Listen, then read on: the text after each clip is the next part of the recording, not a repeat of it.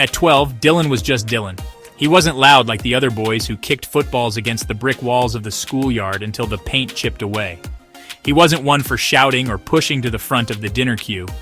Instead, he had a quiet sort of confidence, a way of being that made you feel like he knew exactly who he was, and he was perfectly fine with it. He had dark, floppy hair that always fell into his eyes, and a smile that was slow to appear, but genuine when it did. He carried his books in a sturdy backpack, always neat, always prepared for class. The teachers loved him for it, for his calm presence in a room full of buzzing energy. The bullies tried it on with him, of course. They always did with the quiet ones.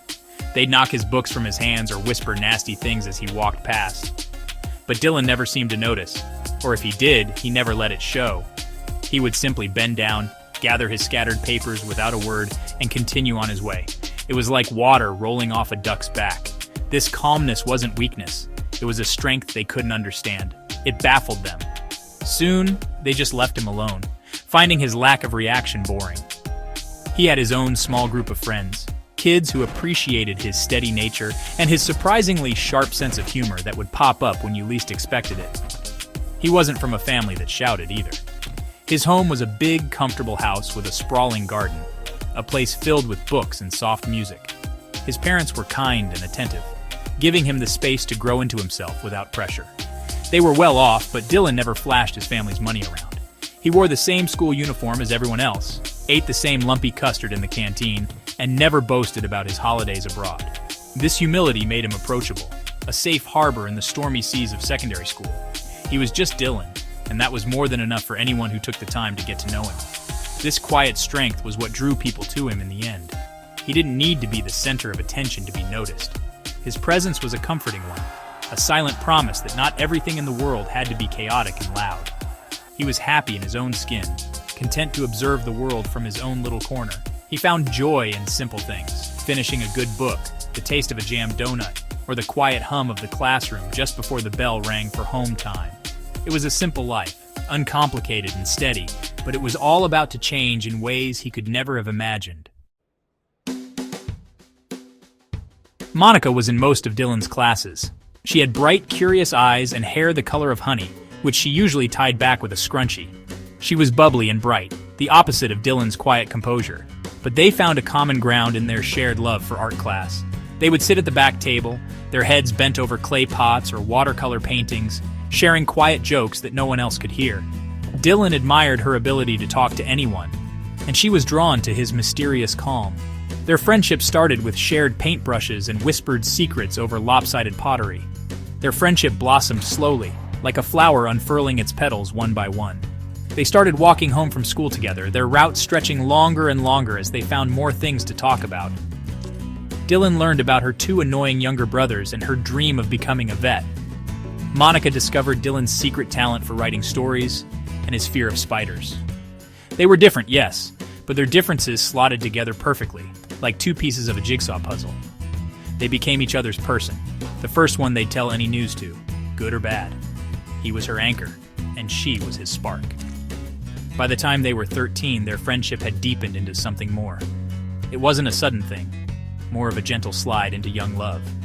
It started with holding hands as they crossed the street, a gesture that felt both natural and incredibly daring. Then came their first kiss, a clumsy, shy moment behind the bike sheds after school, which left them both blushing and grinning. They were Dylan and Monica, a single name spoken by their friends. Their romance was sweet and innocent, built on a foundation of genuine friendship and mutual respect. They felt grown up, as if they had discovered a secret world that belonged only to them. They spent their weekends together, exploring the town, going to the cinema, or just sitting in the park talking for hours. Dylan's parents adored Monica's cheerful energy, and Monica's family was charmed by Dylan's polite and steady nature. They were the perfect young couple. Everyone said so. Their love felt simple and easy, a bright spot in the often confusing world of being a teenager. They thought they had it all figured out, that their path was laid out neatly before them. But life, as it often does, had a very different plan in store for them. A plan that would test their love and their strength in ways they were not prepared for. The change in Monica happened when they were 14. The laughter in her eyes seemed to dim a little, replaced by a shadow of worry that she tried hard to hide. She started avoiding Dylan's gaze and grew quiet during their walks home. Dylan knew something was wrong. He'd ask, his voice gentle, but she would just shake her head and say she was tired or had a headache. The easy flow of conversation between them became strained, filled with unspoken anxieties. The secret she was keeping was a heavy one, too heavy for one person to carry alone, and it was starting to crush her. One afternoon, sitting on their usual bench in the park, the secret finally tumbled out. Tears streamed down Monica's face as she whispered the words so quietly Dylan almost didn't hear them. "I'm pregnant, Dylan." The world seemed to stop for a moment. Pregnant. It was a word from a different universe, a word for adults, not for two 14-year-olds who still had homework and curfews. Monica was terrified, her hands trembling as she spoke of a missed period, a test taken in secret, and the undeniable result. She was expecting a baby, or, as they would soon find out, more than one. Dylan didn't panic. As Monica sobbed, he wrapped his arm around her, holding her tight. His own heart was hammering against his ribs, but he knew deep down that this was a moment for calm, not for fear. He was the anchor, and she needed him now more than ever. He listened to all her fears, about what their parents would say, about school, about their future. He just held her hand and whispered, "It's okay, we'll figure it out, together." A doctor's visit later confirmed the pregnancy and delivered another shock. Monica was expecting triplets. The news was overwhelming, a tidal wave of responsibility rushing towards them. Telling their families was the hardest part. Monica's parents were initially shocked and angry, their voices loud with fear for their daughter's future. Dylan's parents were quieter, but just as stunned, their faces pale with disbelief. But after the initial storm of emotion, love and support took over. They saw two scared children standing before them, not delinquents. Both families came together, putting aside their disappointment to focus on a practical plan. They would help. They would provide a home, support, and guidance. Monica was still scared, but seeing her family and Dylan's united front gave her a fragile sliver of hope. They weren't alone in this. The months that followed were a blur of hospital appointments, baby books, and preparations. Dylan was there for every step. He attended every scan, his eyes wide with wonder as he saw the 3 tiny heartbeats flickering on the screen. He sat with Monica through her morning sickness, holding a cool cloth to her forehead. While their friends were talking about the latest video games or school gossip, Dylan was learning about nappies, feeding schedules, and car seats. He never once complained or wavered in his support. He was determined to be a good father, even before the babies arrived. His quiet confidence became a rock for Monica to lean on. When the triplets, 2 boys, Leo and Noah, and a girl, Ava, were born, the reality of their situation hit with full force. They were so small, so fragile, 3 tiny humans depending completely on them. The hospital room was filled with flowers and cards, but also with the daunting sound of 3 babies crying at once. Dylan was a natural. He learned how to change a nappy with surprising speed, how to soothe a crying baby with a gentle rocking motion, and how to prepare 3 bottles in a row without getting flustered. He looked at his children with a fierce, protective love that filled his entire being. Life with 3 newborns was exhausting and relentless.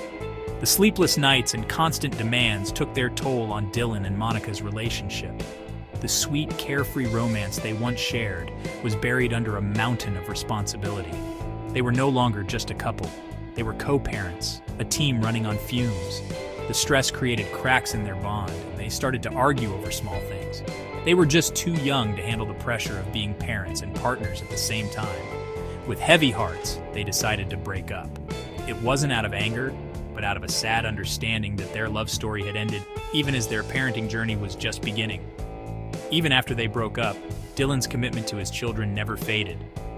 Monica and the triplets lived with their parents, and Dylan became a dedicated weekend dad. Every Friday afternoon, he would arrive, his arms full of supplies, ready to take over. He'd spend the entire weekend feeding, changing, and playing with his children, giving Monica a much-needed break. He cherished his time with them, creating a strong bond with each of his babies. He was Dylan, the young dad, and he carried that title with a quiet pride. He was growing up fast, learning lessons about love, loss, and responsibility that none of his school friends could yet comprehend. 2 years later, Dylan was 16, and in a world far removed from nappies and baby formula, at least during the week. His family's wealth had allowed him to enroll in a prestigious college, a place with grand old buildings and manicured lawns. He was popular, not because he was rich, but because he was kind, mature, and had a great sense of humor. He was known as the guy you could talk to about anything. No one at college knew about his weekend life, about the 3 small children who called him Dada. It was a part of him he kept private, not out of shame, but because it was his. A separate, special part of his world. In the back of his literature seminar sat Maisie. She was the kind of girl you might not notice at first.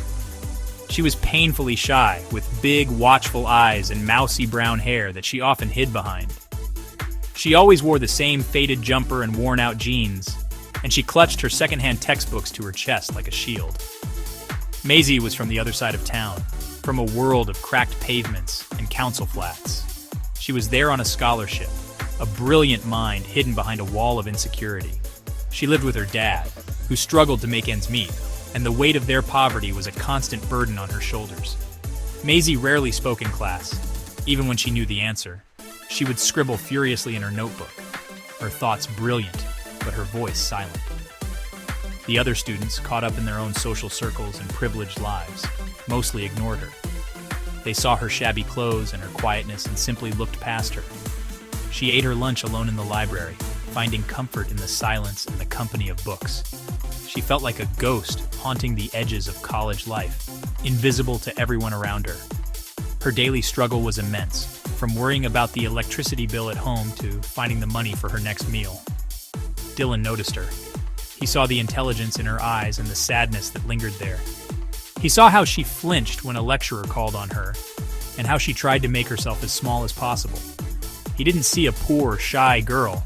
He saw a person who was struggling, someone who needed a friend. His own experiences had given him an empathy that was rare in someone his age. He knew what it was like to have a life that was different from everyone else's.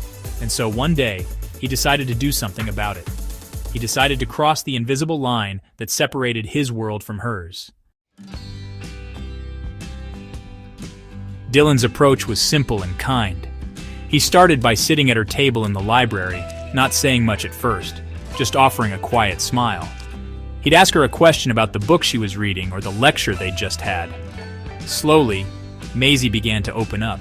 She was hesitant at first, unused to anyone taking an interest in her, but Dylan's gentleness was disarming.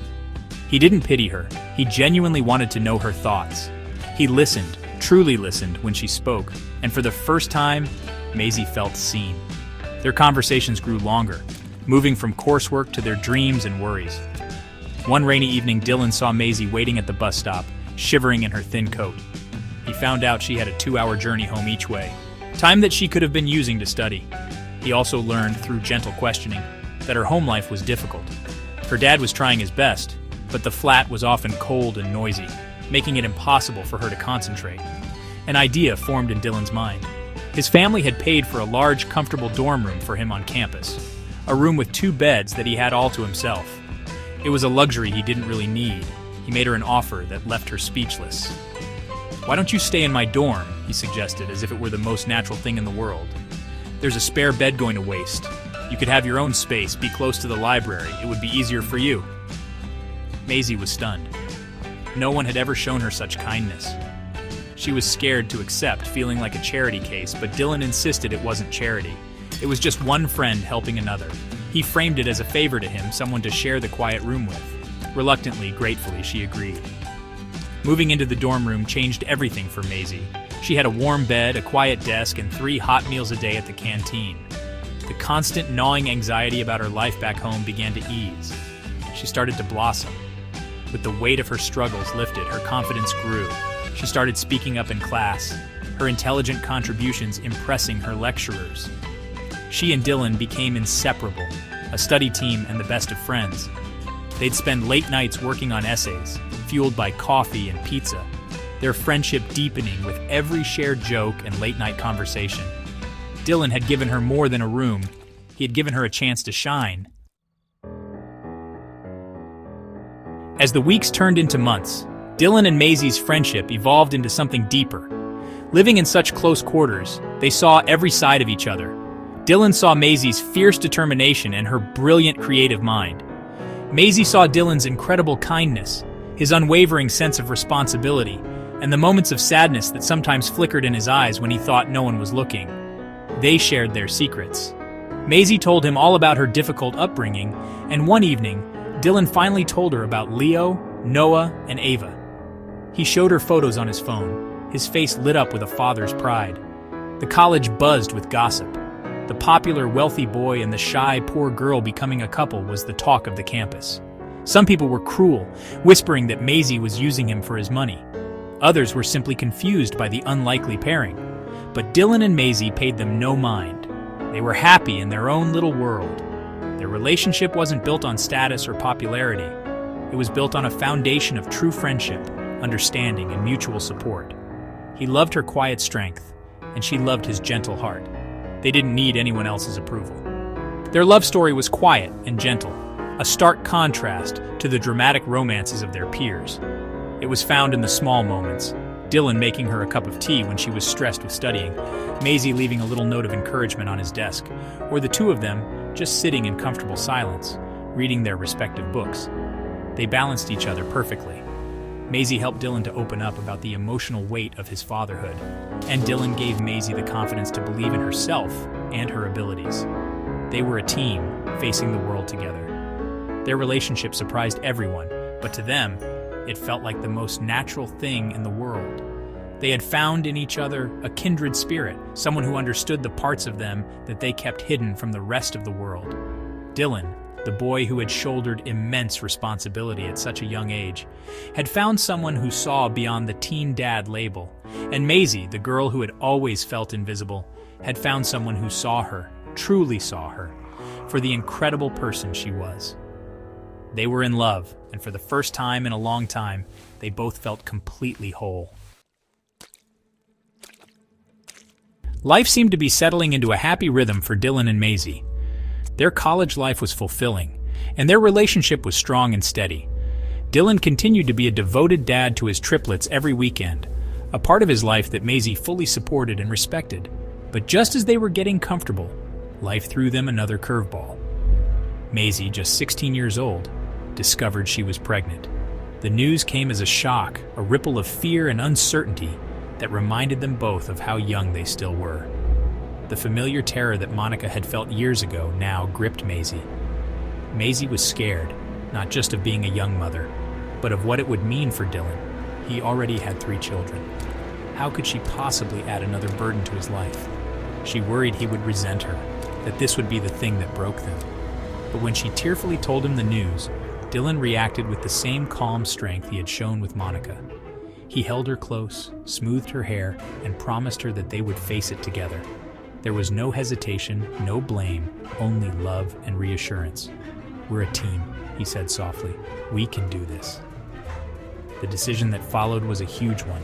Dylan, ever practical and responsible, knew he couldn't juggle college, a new baby, and his duties to the triplets. He made the difficult choice to drop out of college. He didn't see it as a sacrifice, but as a necessary step.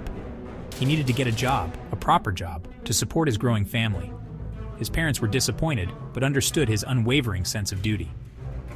Maisie felt a pang of guilt, but Dylan assured her that his path was simply changing, not ending. His priority was his children, all of them. His decision solidified their bond. Maisie saw the depth of his character, his willingness to put his family first without a second thought. He found a job working for his father's company, starting at the bottom, determined to work his way up. He wasn't relying on a handout, he was earning his way. He saved every penny, preparing for the arrival of their baby. They moved out of the dorm and into a small rented flat near both their families. It wasn't fancy, but it was their own, a place to build their future and welcome their child into the world. 9 months later, a healthy baby boy named Jamie was born. Holding his 4th child, Dylan felt an overwhelming sense of love and responsibility. Life became a carefully orchestrated routine of work, nappies, and night feeds. Dylan would head off to his job early in the morning, work a full day, and come home to embrace his role as a hands-on dad to Jamie. Maisie, who had deferred her college place, was a wonderfully patient and loving mother. Their little flat was filled with the sounds of a happy baby and the quiet hum of a young family finding its feet. The weekends were when their family truly came together. Every Friday, Leo, Noah, and Ava would arrive, their energy filling the small flat to the brim. Maisie, who had been nervous about meeting them, welcomed them with open arms. She didn't try to be their mother, but she became their friend. She would read them stories, help them with their coloring, and listen to their excited chatter about their week. She treated them with the same kindness and care she showed Jamie, and the triplets quickly grew to adore her. Dylan watched them all together, his heart swelling with pride. Dylan balanced his life with a maturity far beyond his years. He co-parented seamlessly with Monica, maintaining a respectful and friendly relationship focused entirely on the triplets' well-being. His work life was demanding, but he was driven by the desire to provide a stable, loving home for all his children. He was no longer just the quiet boy from school or the popular guy at college. He was a father of four, a partner, and a provider. He had found his purpose not in a degree or a high-flying career, but in the family he had built.